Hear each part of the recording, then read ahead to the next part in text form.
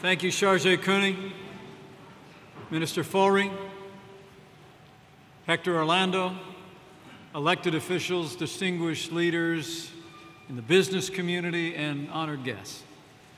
It is my great honor, a great honor to my wife and I, to be here today at the Buenos Stock Exchange. Thank you for such a warm welcome for both of us. In fact, with that rousing round of applause, would you mind welcoming my wife of 32 years, the Second Lady of the United States of America?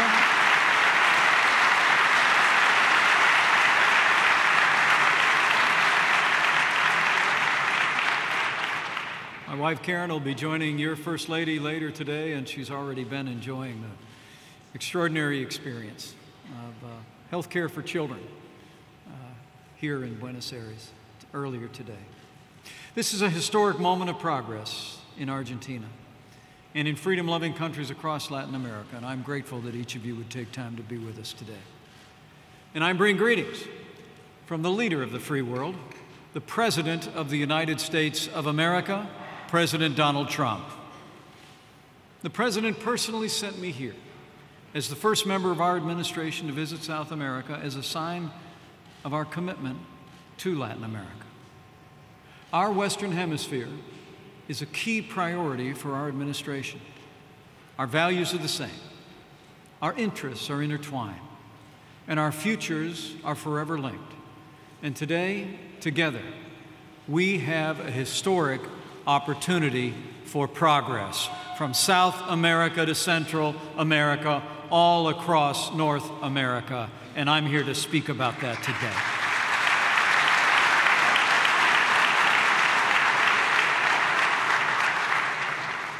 Over the course of this week, I'm visiting many of the United States' strongest allies and partners in South and Central America, including Colombia, Argentina, Chile, and Panama. And as I've already seen, the Americas are filled with diverse cultures, distinctive traditions, unique identities beyond number. But we are, all of us, bound by geography, by history, and we are bound together by the enduring aspiration for freedom. Freedom is more than just the heritage of the people of my country. It is the birthright and the legacy of all the peoples of this new world.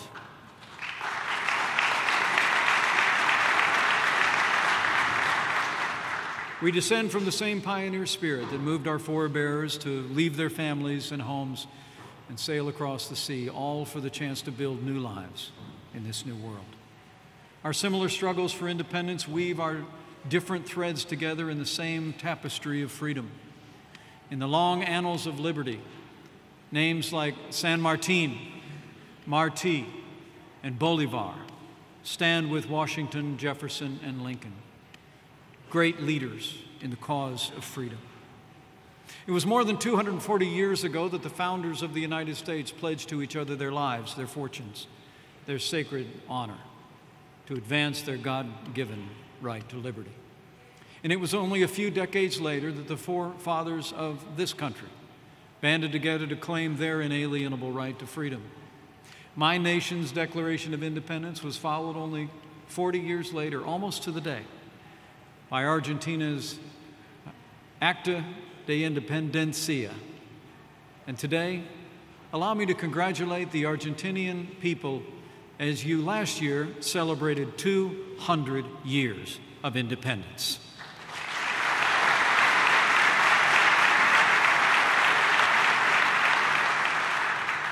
Ever since that day, the people of this nation and this hemisphere have strived for freedom and seized the chance to chart their own future. And that future is what I came here today to discuss. As President Trump has said, the United States of America seeks, in his words, a future in our hemisphere where the people of each country can live out their dreams, a future of freedom, security, and prosperity for us all. The United States has always cared deeply about the progress of our neighbors across the Americas. Under President Donald Trump, the United States will always put the security and prosperity of America first. But as I hope my presence here today demonstrates, America first does not mean America alone. A secure Latin America means a more secure United States of America. A prosperous Latin America means a more prosperous United States of America. And the advance of freedom and democracy in Latin America benefits the cause of freedom everywhere.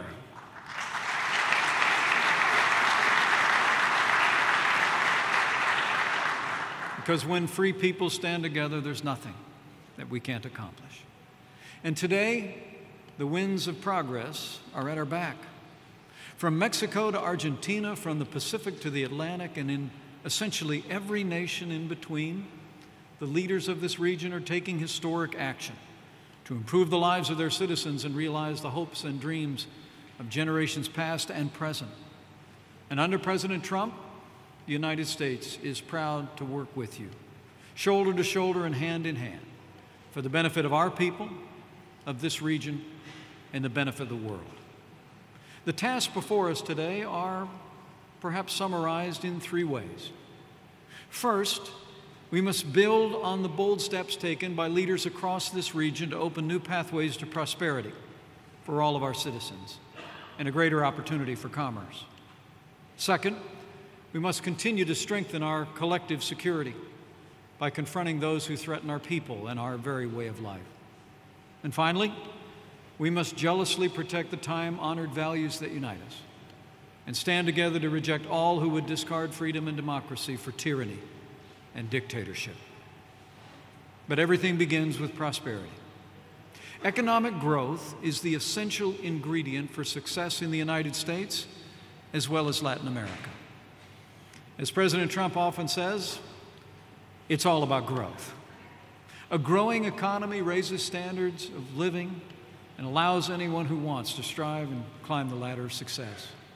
A growing economy inspires innovators and entrepreneurs to move a society forward.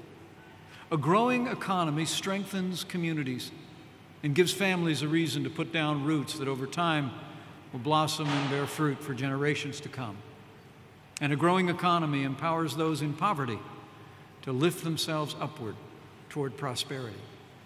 Under the leadership of President Donald Trump, the American economy is growing again. Under this president's leadership, we've been rolling back excessive regulation, unleashing American energy, and laying the groundwork for historic tax reform, all of which has renewed American confidence higher than it's been in decades.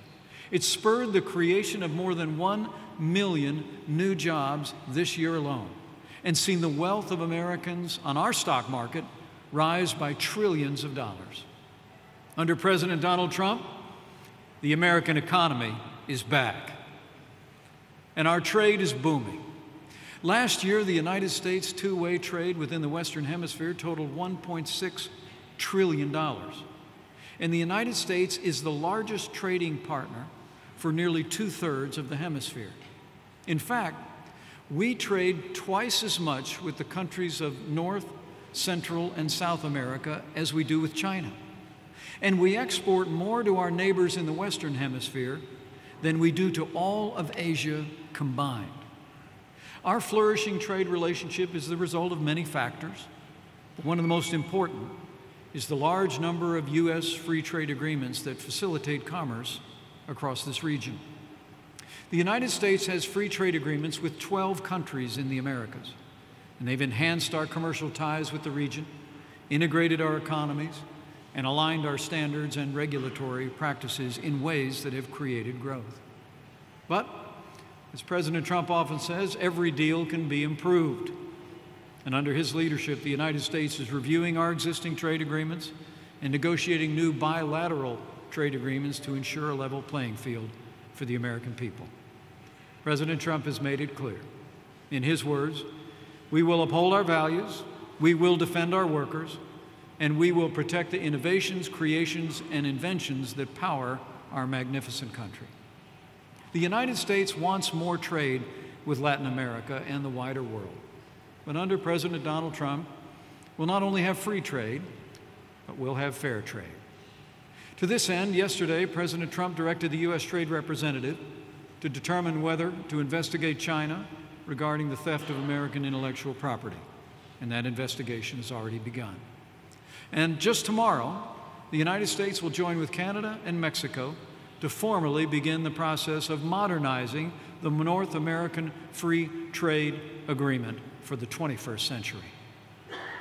But for commerce to expand, the United States needs to share our tradition of entrepreneurship, innovation, and transparency with Latin America. Because we know when Latin America embraces economic reforms, Latin America succeeds, and so does the United States. And Latin America is succeeding because the citizens of Latin America are choosing the same path that has made America prosperous. Never before in the history of our hemisphere have we seen such a concerted effort to enact the market-based reforms that open up opportunity, unleash prosperity, and empower the region's citizens to chart their own futures. Simply look here in Argentina. President Macri's leadership has brought a bold reform agenda to Argentina, an agenda that's transforming Argentina's economy at home and restoring its reputation around the world. As President Trump said to President Macri in their meeting in Washington, D.C., the United States of America applauds the political and economic reforms that President Macri and his government have brought here to Argentina.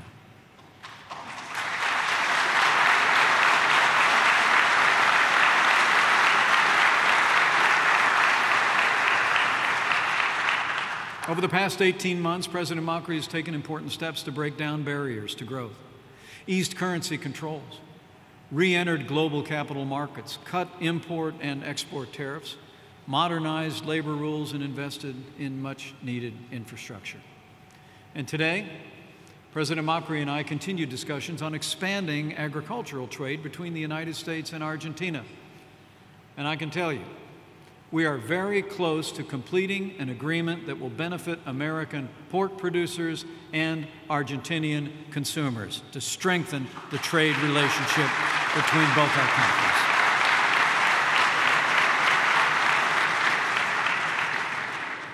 The truth is, Argentina has reemerged as a leading example of the productive and positive future that Latin America is building for itself. Furthermore, under President Macri's leadership, Argentina is once again a leader on the global stage. Later this year, Argentina will host the World Trade Organization Ministerial Conference, and next year, Argentina will assume the G20's presidency. In a very real sense, when it comes to Latin America, the model of Argentina is the future. But fortunately, Argentina is not alone in pursuing pro-growth reforms across this region. The good news is that similar efforts are underway across Latin America, and the people of this region are choosing the path of progress and economic reform. In Colombia, where I was yesterday, the government is leveraging peace to bring economic opportunity to the areas that have lacked it for decades. In Brazil, structural reforms to the labor, fiscal, and pension systems are building a more open, integrated, and competitive economy. And when I met with leaders of the Northern Triangle nations of Guatemala, Honduras, and El Salvador in June at the inaugural Conference on Prosperity and Security, those leaders all committed to improve the economic climate through historic regulatory and tax reforms. Latin America is on the move. And as all these nations continue to break down barriers, to root out corruption, and unleash the entrepreneurial spirit of their citizens, the progress will be a win-win for the United States of America and all our neighbors in Latin America.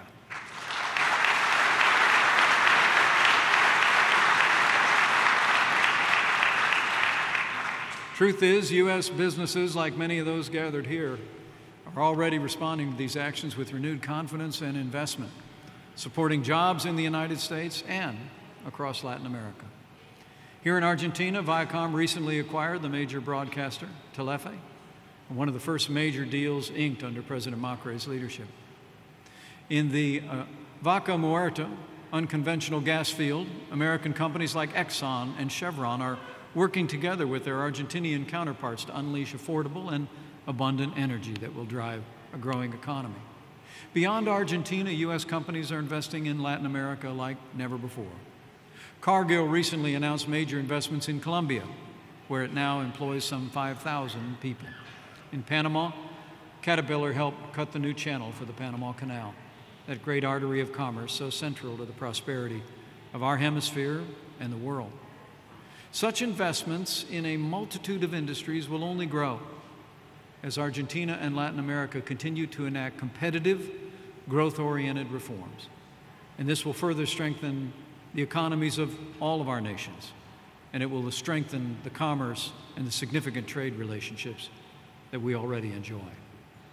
Our administration welcomes these economic reforms, and we welcome the economic progress of Latin America. But we must never forget that security is the foundation of our prosperity. And here, too, the United States will not waver in our efforts to ensure the safety and security of the American people and the Western Hemisphere as a whole. From North Korea to Iran, the threats to our global security are numerous and growing. And no threat is more widespread than that of global terrorism. Argentina is no stranger to this enemy. This year marks the 25th anniversary of the bombing at the Israeli embassy, which was followed 2 years later by the Umia bombing, the deadliest terrorist attack in the history of Argentina. These two attacks claimed the lives of 114 innocents. And earlier today, it was my great honor to visit a memorial to these victims in the Metropolitan Chapel and breathe a prayer and read a verse in their memory. The threat of terror still looms across our hemisphere, and we will stand together to confront it and protect our people from it.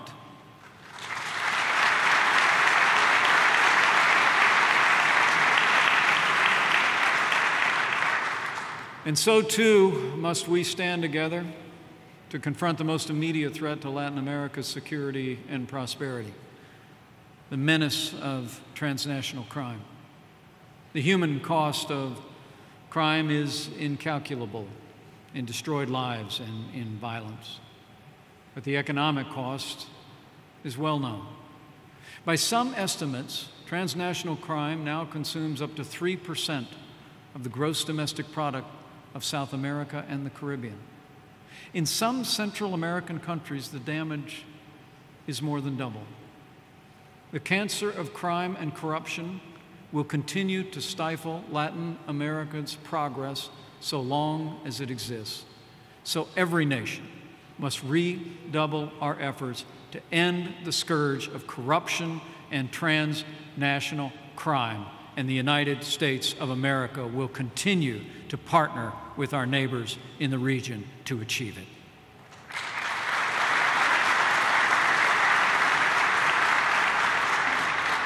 The newly launched Argentina-United States Dialogue on Illicit Finance and Cyber Policy Working Group is helping us achieve this goal. The United States is proud to assist President Macri in his campaign to crack down on drug trafficking and strengthen border controls. The United States will also continue to work with Argentina, Brazil, Chile, Paraguay, and Uruguay to improve our intelligence sharing and cooperation to disrupt security threats. And to the north, in Colombia, the Caribbean, and Central America, the United States is continuing to coordinate with our partners to staunch the flow of illegal drugs, dismantle trafficking networks, and remove the cocaine fields that are the source of so much misery in our country and in countries across this region. Latin America has come so far in prosperity and security because today you share with the United States in so many ways, in so many places, a renewed commitment to freedom, to democracy, and to the rule of law. These values are the foundation of a brighter future that we all seek, and so they will always be the foundation. But while so much of Latin America has traveled the road to economic freedom and growth, in Venezuela, sadly, we're seeing tragedy.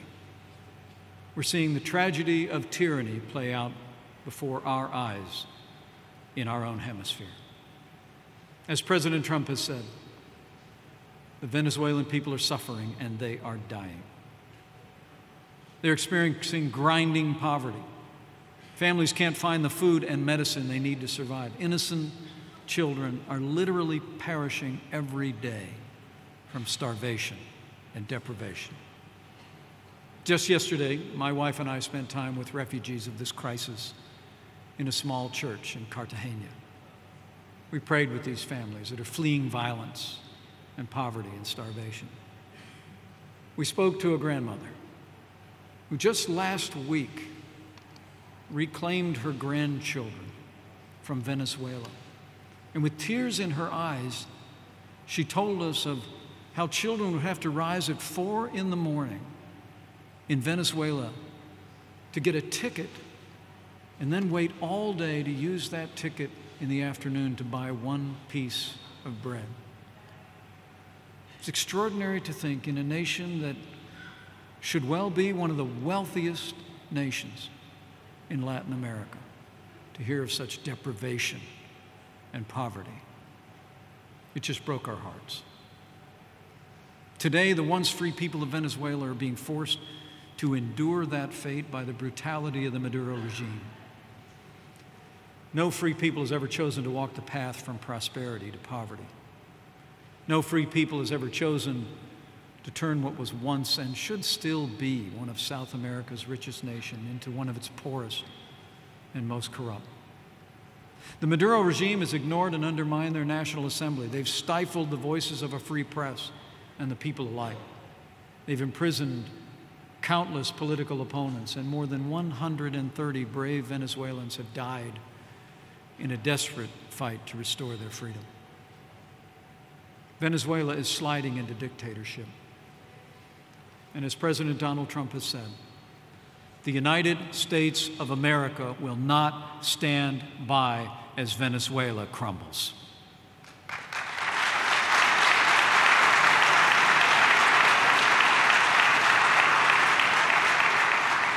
We will continue to stand with free nations across our hemisphere until democracy is restored for the Venezuelan people. A failed state knows no boundaries. A failed state in Venezuela will drive more illegal drug trafficking with its murderous criminal consequences radiating outward across Latin America and into the United States. A failed state in Venezuela will drive more illegal migration, compromising our borders, damaging our economies. And ultimately, a failed state in Venezuela will endanger the security, prosperity, and well-being of all of us who call the Western Hemisphere home. Now, President Trump and I are grateful. We're grateful for Argentina's leadership in condemning the Maduro regime. We applaud the measures President Macri has taken to track down corrupt Venezuelan officials. We're also grateful that Argentina voted with Brazil, Paraguay, Uruguay to suspend Venezuela from the Mercosur until democracy is restored. And we gratefully recognize Argentina for joining 11 other countries to sign the Lima Declaration just last week, sending a powerful message that the free peoples of the Americas will stand with the Venezuelan people, and we will stand up to their oppressors.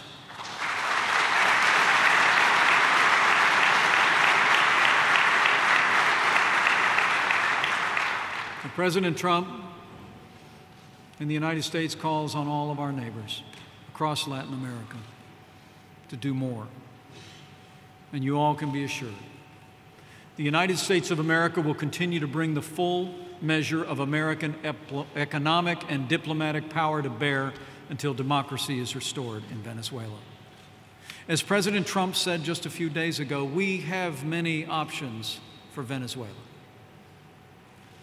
But the President also remains confident that working with all of our allies across Latin America and across the wider world, that we can achieve a peaceable solution, restoring democracy and ending the crisis facing the people of Venezuela. But it will take all of us to do it. And be assured, what we do to see democracy restored in Venezuela, we will do together. The United States of America has already issued 3 rounds of targeted sanctions, including new sanctions just last week against Maduro and his inner circle. We will continue to act until the Maduro regime restores democracy, holds free and fair elections, releases all its political prisoners, and ends the repression of the Venezuelan people. We do this because it's right. The Venezuelan people deserve democracy. We do this because, as President Trump has said, a stable and peaceful Venezuela is in the best interest of our entire hemisphere. We all live in the same neighborhood. We succeed when our neighbors succeed. We struggle when our neighbors struggle. And so we will continue to act together to support the people of Venezuela in their fight for freedom. And today I say with confidence, the Venezuelan people will be free once more, for here in the New World, freedom always wins.